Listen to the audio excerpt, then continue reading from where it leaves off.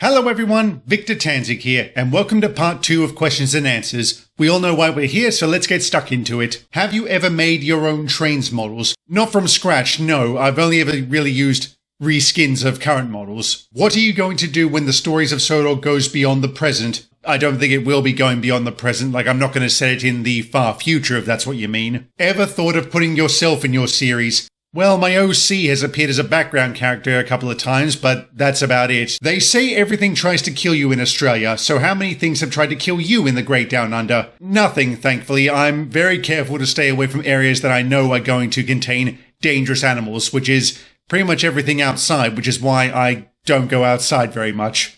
How do you feel about the few negative comments about your series? It comes with the territory, it really doesn't bother me. People don't have to like my stuff. What are your top 3 genres? Action, fantasy, sci-fi. What audio equipment do you use? The microphone I use is an Audio-Technica ATR 2100. What was the hardest episode of Stories of Sodor to create? Robbery. Which was the darkest Thomas fan story you saw or heard? Shed 17. Hands down, that was just freaky, but my god, it was brilliant. I seriously recommend you guys watch it. Are you righty, lefty, or ambidextrous? Right-handed, but, sort of ambidextrous. Do you have a wife? No, I'm single, and if anyone's also wondering, I'm straight. Can you make some music videos or song videos for your series? I would if I could sing. Will there be an engine linked towards the LGBT community? Yes. What is your favorite class of British steam locomotive? I rather like the 9Fs, though the 8Fs are pretty good too. However, I would love to see the Flying Scotsman up close. What's your favourite classic Thomas and Friends series? Probably season 4, since that was the one that introduced the narrow gauge engines. Do you have any deleted scenes from any episodes? No, any footage I don't use, I just delete it. Where did the Percy Don't Do That segment come from in your Sodor shorts? I don't know, it just came about, and Percy felt like the right character for that. What kind of store do you own? I don't own a store, I work for a store. It's just retail, nothing exciting. I work in the logistics department as the supervisor, so it's basically my job to make sure everything that comes from the dock gets out to the sales floor. If you could rewrite one episode per season, which ones would you pick? I wouldn't rewrite any of them, as I'm quite happy with them. Do you plan on releasing any episodes you originally had planned on season 4 before it was redone in part 2? No, those episodes are gone because they were terrible. Who is your least favourite character in your series? Probably Station Master Jeffries for obvious reasons. He was an ass. Have you ever considered perhaps sharing the workload on creating Stories of Sodor? No.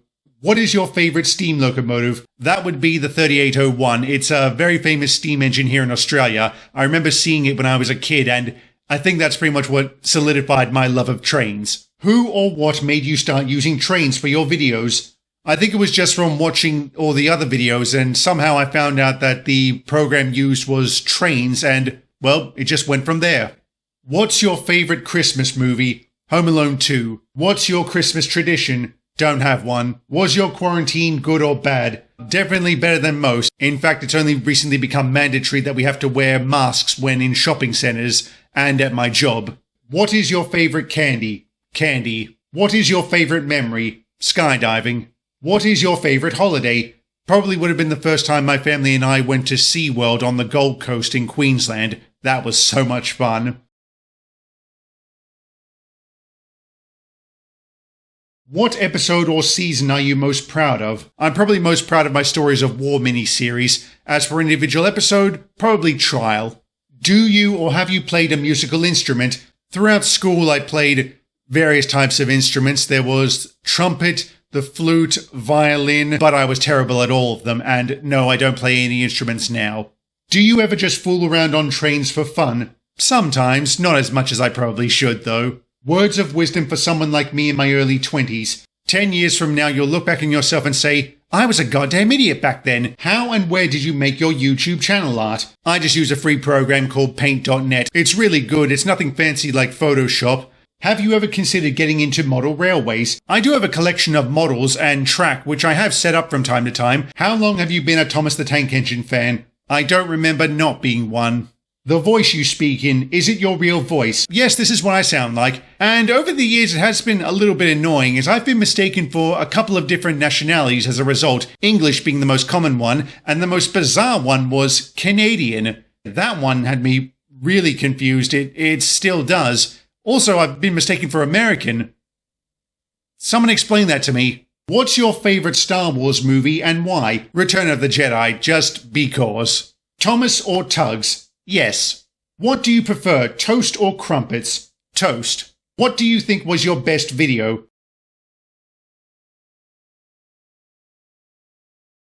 Are you a railway enthusiast? No, not really. I have an appreciation for it, don't get me wrong, I'm just not hardcore. Do you like Canadian railroads? Having ridden on the Rocky Mountaineer, I can definitely say yes. If you were to create a character model of your own, what class of engine would it be and what would you name it? Well, since the 3801 is my favorite steam engine, I would probably make a character of that. Offhand, I can't remember what class that is, but I'd probably make that engine female and I'd probably name her Sharon. What are the best and worst parts of using trains? Best part is the game allows for my series to be made at all, and in the scale I want it. Worst parts? The camera control can be a little bit iffy from time to time, but then again I doubt it was originally intended to be used for filmmaking. Will you do a short based on Pokemon? Yes. Who's the easiest character to voice? Edward, as he's just closest to my own voice. Who's the hardest character to voice? That'd be Henry, because it's very grating on my vocal cords, and sometimes if I do it for too long, my throat gets so sore that I just can't hardly talk. How does your family and friends feel about you making Thomas videos? They're incredibly supportive, and they love the idea. So much so that for my 30th birthday, they gave me this. If this is not the best present ever, I don't know what is. What's your favorite trains route? There's too many to count. Who's your favorite narrator from the show? I'm quite fond of Ringo Starr since he was my first narrator, but you can't deny the superiority of Michelangelis. I do have to admit George Carlin is very entertaining too, both on Thomas the Tank Engine and off it too. He's such a funny comedian.